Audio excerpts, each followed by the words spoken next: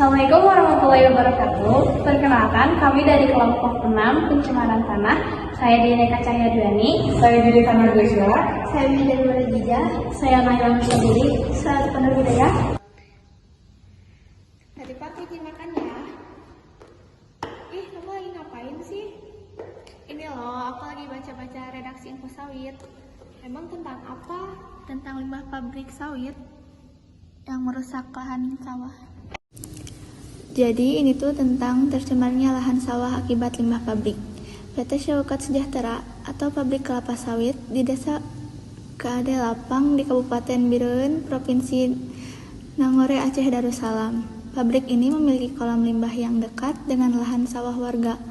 Produksi padi atau beras kualitasnya menjadi berkurang.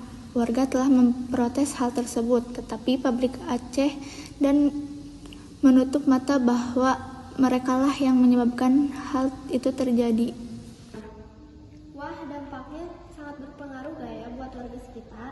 Iya, sangat berpengaruh bagi warga sekitar, seperti Tanah tidak dapat digunakan dengan baik, produksi beras atau padi berkurang akibat air yang mengalir ke sawah telah tercemar dan menjadi hitam. Berkurangnya pendapatan petani yang bertani di lahan tersebut. Kandungan asam air sekitar 4-5 yang membuktikan air itu asam. Jadi penyebabnya apa dan solusinya kayak gimana? Jadi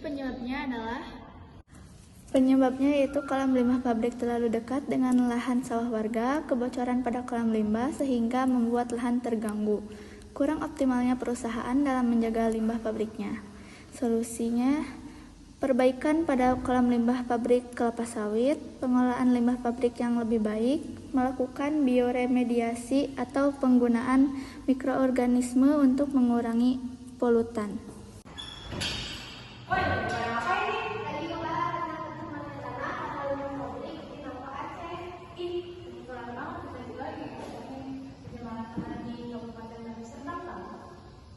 Selain memprotes, warga desa Aji Bahu, Kecamatan Biru-Biru, Kabupaten Deli Serdang juga telah melaporkan pabrik kelapa sawit yang limbahnya diduga mencemari areal persawahan mereka ke kelurahan setempat. Namun sayang, Kepala Desa Aji Bahu justru terkesan acuh terhadap laporan warganya.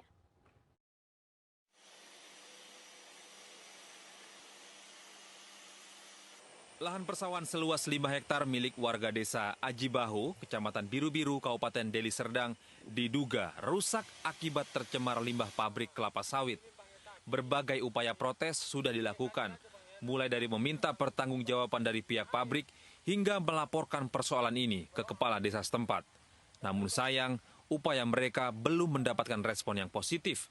Bahkan, pihak kepala desa setempat terkesan acuh terhadap permasalahan ini. Dampak dari tercemarnya lahan sawah di Kabupaten Deli Serdang, yang pertama, produktivitas berkurang sehingga padi tidak dapat hidup. Kedua, masyarakat menjadi gatal-gatal akibat menginjak lahan padi. Ketiga, tanaman dan ikan di sekitar sawah pun mati. Dan yang terakhir, lahan sawah kini terbengkalai karena tidak dapat digunakan lagi. Dari dampak tersebut, penyebabnya adalah air yang mengaliri sawah terkontaminasi oleh limbah pabrik sehingga merusak tanah pada lahan sawah. Dan yang terakhir, limbah pabrik tidak dikelola dengan baik. Solusinya adalah mengolah limbah pabrik dengan baik dan mencegah limbah pabrik agar tidak mengalir ke lahan sawah. Selain karena limbah pabrik, pencemaran tanah di sawah juga disebabkan oleh tinja. Waduh, gimana tuh? Nah, jadi ini.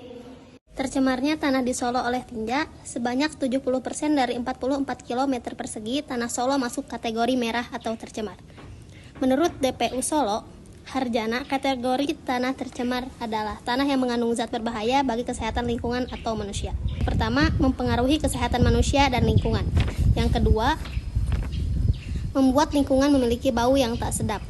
Yang ketiga, lingkungan terlihat kotor dan kumuh. Penyebab dari pencemaran tanah, yang pertama, masyarakat yang membuang limbah atau sampah di sungai sehingga air sungai dan tanah diserap. Penyebab dari pencemaran tanah adalah yang pertama, masyarakat yang membuang limbah atau sampah di sungai sehingga air sungai yang diserap tanah dan tanah menjadi tercemar. 2. Masyarakat yang membuang limbah tinja sembarangan karena tidak memiliki septic tank. 3. Kurangnya kesadaran masyarakat dalam menjaga lingkungan. 4. Kebocoran septic tank dan tidak terolah dengan sempurna. Solusi yang dapat dilakukan adalah memberikan pembelajaran kepada masyarakat agar menimbulkan kesadaran masyarakat mengenai pencemaran. Yang kedua, membuat septic tank di setiap rumah. Yang ketiga, masyarakat yang memiliki septic tank harus sedot rutin lumpur tinja. Yang keempat, pengelolaan limbah septic tank.